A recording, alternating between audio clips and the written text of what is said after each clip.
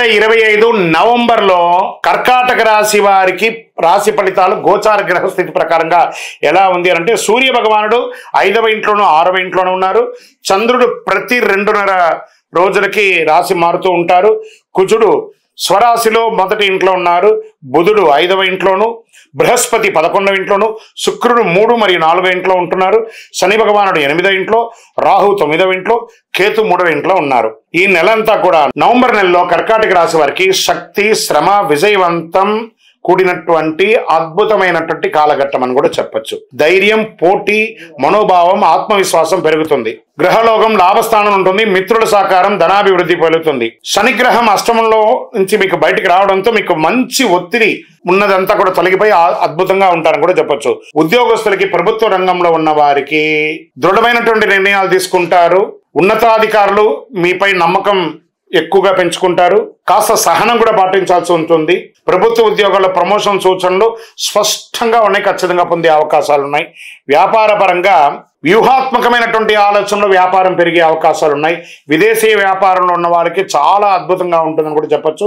కొత్త కస్టమర్లు ఏర్పడతారు. పెట్టుబడిలో కాస్త జాగ్రత్త అవసరం అని కూడా చెప్పడం జరుగుతుంది. కాస్త మీ యొక్క మిత్రులే శత్రులు అయ్యే అవకాశాలు ఉన్నాయి. వ్యాపారంలో మీ యొక్క సీక్రెట్స్ అన్ని తెలుసుకొని వాళ్ళు కొత్తగా వ్యాపారం చేసి మీరు ఇబ్బంది పడే అవకాశాలు కూడా ఉన్నాయి. అది కూడా కాస్త జాగ్రత్త. దానివల్ల స్ట్రెస్ కూడా పొందుతున్నారు.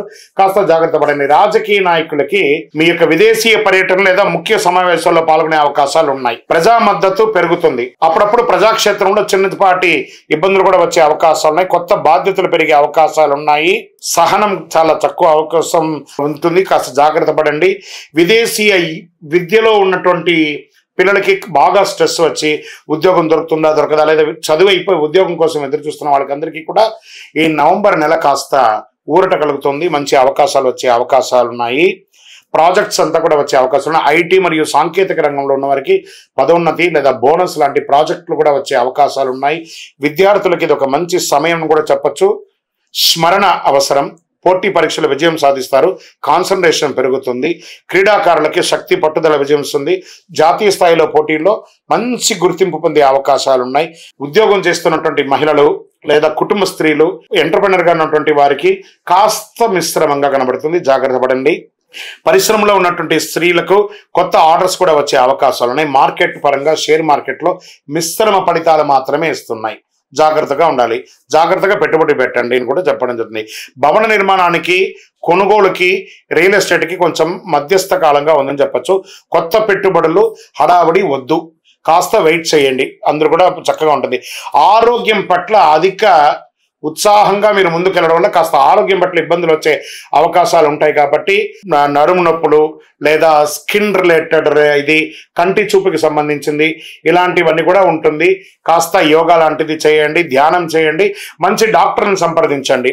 తెలుపు మరియు పసుపు రంగు మీకు చాలా కలిసి వస్తుంది. నంబర్ 2 అనే నంబర్ మీకు చాలా కలిసి వస్తుంది. ఉత్తర దిక్కు ప్రయాణాలు మీకు చాలా కలిసి వస్తుంది. సోమవారంలో శివుడికి అభిషేకం చేయండి. ఎలాగో కార్తీక మాసం వస్తుంది కాబట్టి ఆ శివుడికి ఓం నమ శివాయ అని చెప్పుకుంటూ చక్కగా పాలు, పెరుగు, పంచామృతంతో అభిషేక ఆరాధన చేయండి. గంగాజలం లేదా చందనాభిషేకం ద్వారా శాంతి పొందండి. ఓం నమ శివాయ అనే ఒక మంత్రాన్ని ఎప్పటికీ జపం చేస్తూ ఉండండి. మీ యొక్క వయస్సు ఎంత ఉందో అన్ని సంఖ్యతో కూడినటువంటి దీపాలను దేవాలయంలో వెలిగించండి.